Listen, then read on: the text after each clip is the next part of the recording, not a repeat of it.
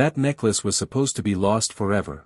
Until a poor little girl walked past a billionaire on a cold winter morning in Manhattan. The streets were alive with the usual chaos of the city: yellow cabs honking their horns, people rushing past bundled in heavy coats, their breath visible in the icy air. The sidewalks glistened with melted snow that had turned to slush, and above it all the skyscrapers stood like silent giants watching over the restless world below. Alexander Thorne sat in the back of his silver Bentley, stuck in traffic on Fifth Avenue. He was 42 years old, though most people would have guessed younger. His sharp jawline, dark hair touched with just a hint of gray at the temples, and piercing blue eyes gave him the appearance of a man who had never known a day of struggle in his life, and in many ways that was true. Alexander was the CEO of Thorne Industries, a global empire built on real estate, technology, investments and luxury hotels. His name appeared regularly in Forbes, his face on the covers of business magazines, and his personal wealth was estimated at somewhere north of $3 billion. But on this particular morning Alexander felt none of the power that usually came with his name. He sat slouched against the leather seat, his tie loosened, his jaw tight with frustration. Beside him on the seat lay a stack of contracts he was supposed to review, but he hadn't touched them. Instead his mind kept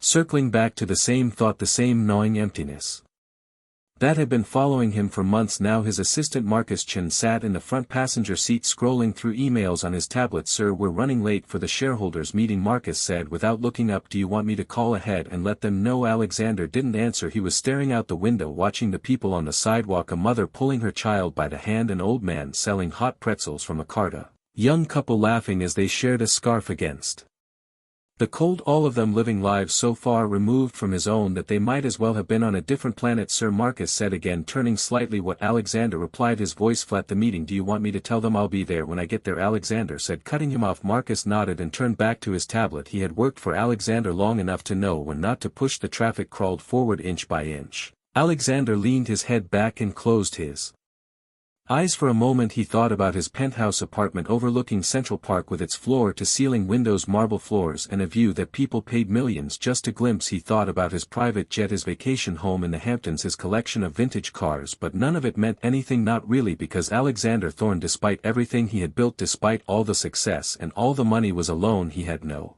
family. His parents had died in a plane crash when he was 28, leaving him their fortune and their company, but taking with them any sense of warmth or connection he might have had. He had never married, never had children, and though he had been in relationships over the years, none of them had lasted. They all ended the same way. The women he dated were attracted to his wealth, his status, his power, but never to him, not really. And eventually Alexander had stopped trying. The car lurched forward suddenly as the traffic began to move. Marcus looked up from his tablet. "Finally we're moving," he muttered, but just as the Bentley began to pick up speed Alexander saw something that made his heart stop. A little girl no more than 6 or 7 years old standing on the corner of the street. She was small and thin, her clothes worn and too big for her frame, a faded pink jacket with a torn sleeve, old sneakers with holes near the toes. Her dark hair hung in tangled strands around her face, and in her hands she clutched a crumpled piece of cardboard with the words, "Please help," written in shaky letters. Alexander had seen plenty of homeless people in the city over the years. He usually looked away, told himself it wasn't his problem, that there were programs and charities to deal with such things, but this time he couldn't look away, because hanging around the little girl's neck, partially hidden beneath the collar of her jacket, was something that made Alexander's breath catch in his throat. A necklace, not just any necklace, but a gold chain with a pendant shaped like a lion's head, its eyes set with tiny emeralds. Alexander knew that necklace. He had worn it every day for 10 years. It had belonged to his grandfather, Edward Thorne, a man Alexander had idolized as a child. His grandfather had given it to him on his 18th birthday, told him it was a symbol of strength, of the Thorne family legacy, and that as long as Alexander wore it he would never be truly lost. But 6 years ago Alexander had lost the necklace. He had been at a charity gala at the Plaza Hotel celebrating some fundraiser. He couldn't even remember now. He had drunk too much champagne, stayed too late, and at some point during the night the necklace had slipped off. He had searched for it frantically the next day, even hired a private investigator to track it down, but it was gone, vanished as if it had never existed. And now here it was, hanging around the neck of a homeless child on a street corner in Manhattan. "Stop the car," Alexander said suddenly. "Sir?" Marcus looked up confused. "I said stop the car," Alexander repeated, his voice sharper now. The driver hesitated, then pulled over to the curb. Alexander threw open the door and stepped out into the cold. The icy wind hit him immediately, cutting through his expensive wool coat, but he didn't care. He walked quickly toward the little girl, his eyes locked on the necklace. The girl noticed him approaching and immediately took a step back, her dark eyes wide with fear. She clutched the cardboard sign tighter as if it could protect her.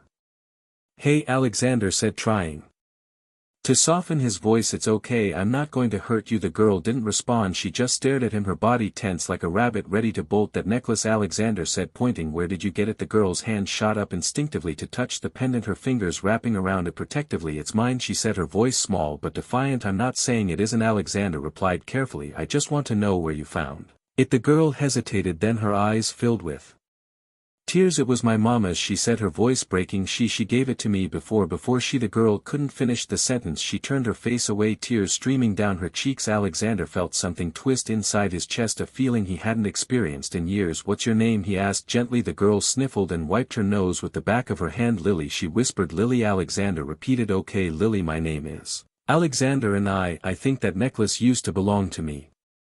Lily's eyes snapped back to him, filled with suspicion. You're lying, she said. I'm not, Alexander said. He pulled out his phone and quickly searched through his photos until he found an old picture of him wearing the necklace at a business event years ago. He turned the phone toward Lily. See, that's me, and that's the same necklace. Lily stared at the photo, then looked down at the necklace around her neck. Her lip trembled. My mama said it was special, she said. It would keep me safe. Alexander crouched down so he was at her level. I'm sure it did keep you safe, he said softly. But Lily, can you tell me where your mama got it? Lily shook her head. I don't know, she had it one day, she said. Someone gave it to her. Alexander's mind raced. Someone gave it to her. Who, and how did it end up with this little girl's mother? He looked at Lily more closely now, really looked at her, and something about her face struck him as familiar. The shape of her eyes, the curve of her jaw. It was faint, barely noticeable, but it was there. Where is your mama now? Alexander asked quietly. Lily's face crumpled. She's gone, she said, her voice barely audible. She got sick and she didn't wake up. Alexander felt his chest tighten. Where's your father? Lily shrugged. I don't know, I never met him. The cold wind whipped around them and Alexander realized they were still standing on the street corner. People were staring at him. A billionaire in a tailored suit, crouching next to a homeless child. Marcus had gotten out of the car and was standing a few feet away watching with concern. Lily, Alexander said carefully, have you eaten today? Lily shook her head. Come with me, Alexander said, standing up. I'll get you something to eat and we can talk. Lily looked uncertain, but hunger won out over fear. She nodded slowly. Alexander led her back to the Bentley. Marcus opened the door and Lily climbed inside, her eyes wide as she took in the leather seats, the polished wood trimmed, the soft carpet. Alexander slid in beside her and the car pulled away from the curb. Where are we going? Lily asked, her voice small. Somewhere warm, Alexander replied, and somewhere with food. 20 minutes later they were sitting in a quiet corner booth at a small diner in Midtown. Lily sat across from Alexander, devouring a plate of pancakes, scrambled eggs and bacon as if she hadn't eaten in days, which Alexander suspected was probably true. He watched her eat his own coffee, untouched, in front of him. When Lily finally slowed down, Alexander spoke. Lily, I need you to tell me everything you know about that necklace. Lily wiped her mouth with a napkin. I already told you my mama had it, but where did she get it? Alexander pressed. Did she ever say? Lily thought for a moment, then nodded a little. She said a man gave it to her a long time ago, before I was born. Alexander's heart began to pound. Do you know the man's name? Lily shook her head. But she said he was rich. She said he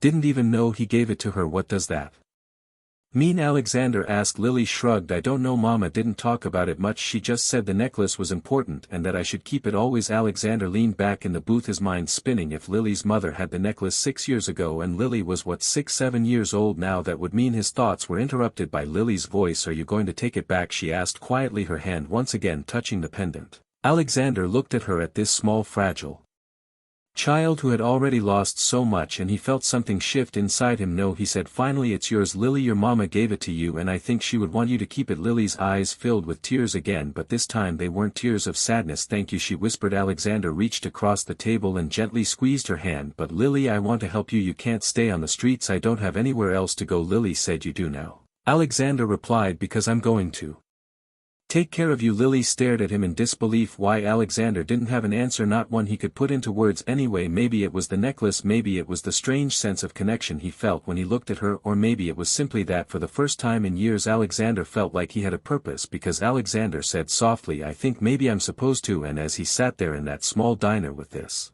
little girl who had appeared out of nowhere wearing a piece of his passed around her neck, Alexander Thorne made a decision that would change both of their lives forever. Over the next few days Alexander moved quickly. He hired a lawyer, arranged temporary custody of Lily, and had her moved into one of the guest rooms in his penthouse apartment. It was a whirlwind of paperwork and legal procedures, but Alexander had the resources to make things happen fast. Lily was overwhelmed by everything: the enormous apartment with its sprawling rooms, the soft bed that felt like a cloud, the closet full of new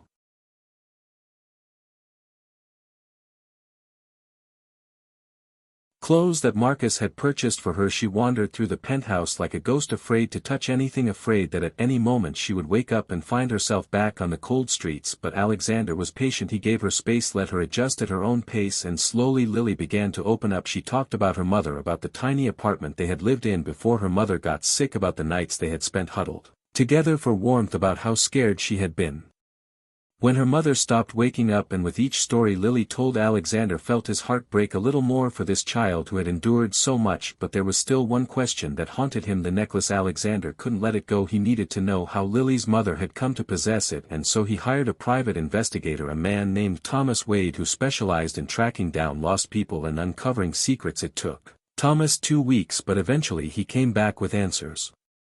"Mr. Thorne," Thomas said as he sat in Alexander's office, a thick folder in his hands, "I found her, Lily's mother. Her name was Rachel Dawson." Alexander leaned forward. "Tell me everything." Thomas opened the folder. Rachel Dawson, 32 years old at the time of her death. She worked as a housekeeper at the Plaza Hotel 6 years ago. The Plaza. Alexander's mind flashed back to that night, the charity gala, the champagne, the blurred memories. "Yes," Thomas continued, "and according to hotel records she was working the night of the gala. You attended the night you lost the necklace." Alexander felt his pulse quicken. "So she found it. It appears so," Thomas said, "but there's more." Thomas hesitated, then slid a photograph across the desk. It was a picture of Rachel Dawson, a woman with dark hair and soft eyes holding a baby. "That's Lily." Alexander said. "Yes," Thomas replied, "and according to the birth certificate Lily was born 9 months after that gala." Alexander stared at the photograph, his mind struggling to process what he was hearing. 9 months after. Thomas leaned forward. "Mr. Thorne, I think you need to consider the possibility that Lily isn't just a random child you're helping. I think she might be your daughter." The words hung in the air like a thunderclap. "My daughter?" Alexander whispered. Thomas nodded. "I can arrange for a DNA test to confirm, but the timeline matches, and there's one more thing." "What?" "Rachel Dawson left a letter," Thomas said,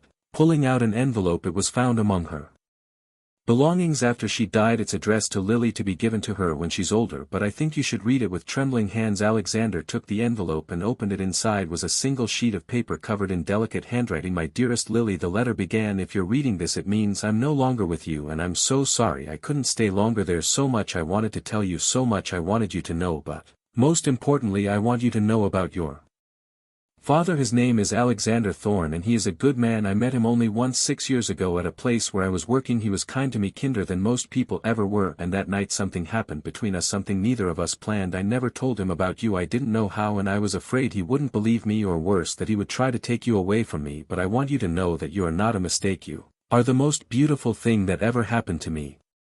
The necklace I gave you belonged to him. I found it that night and I kept it, intending to return it, but I never did. I kept it as a reminder of him, and now I'm giving it to you because you are a part of him, just as you are a part of me. If you ever find him, tell him I'm sorry, and tell him that you are loved always. Your mama." Alexander's hands shook as he lowered the letter. Tears blurred his vision, and for the first time in years, Alexander Thorne broke down and cried because he had a daughter, a little girl who had been alone and afraid, who had been sleeping on the streets while he lived in luxury just miles away, a daughter he hadn't known existed, and now he had a chance to make it right. Alexander stood up from his desk and walked out of the office. He found Lily sitting in the living room watching cartoons on the enormous television. She looked up as he approached. "Hey," she said, smiling. "Hey," Alexander replied, sitting down beside her. They sat in silence for a moment, then Alexander spoke. "Lily, do you remember what your mama used to tell you about your father?" Lily nodded. "She said he was a good man." Alexander swallowed hard. She was right. Lily looked at him, her dark eyes searching his face. "Why?" "Because," Alexander said, his voice thick with emotion, "I think I'm your father." Lily's eyes went wide. "Really?" Alexander nodded. "I think so. We'll do a test to be sure, but Lily, if it's true, if I really am your dad, I want you to know that I will never leave you. I will take care of you, and I will love you for the rest of my life." Lily stared at him for a long moment, then she threw her arms around his neck and hugged him tightly. "I always wanted a dad," she whispered. "And I always wanted you," Alexander whispered back, "even before I knew you existed." 2 weeks later the DNA test came back positive. Alexander Thorne was officially Lily's father, and from that moment on everything changed. Alexander enrolled Lily in the best private school in Manhattan. He hired tutors and a nanny. He made sure she had everything she needed, but more than that, he gave her something she had never had before, a family. And as the months passed, Alexander found that the emptiness he had felt for so long began to fade, replaced by something he hadn't expected: joy. He came home every evening, not to an empty apartment but to a little girl who ran to greet him, who told him about her day, who asked him to read her bedtime stories and tucked her in at night. And the necklace, the one that had brought them together, now hung in A glass case in Alexander's office, a reminder of how a single lost object had led him to the one thing he never knew he needed: his daughter. Because sometimes the things we lose aren't meant to stay lost, sometimes they're meant to lead us exactly where we're supposed to be.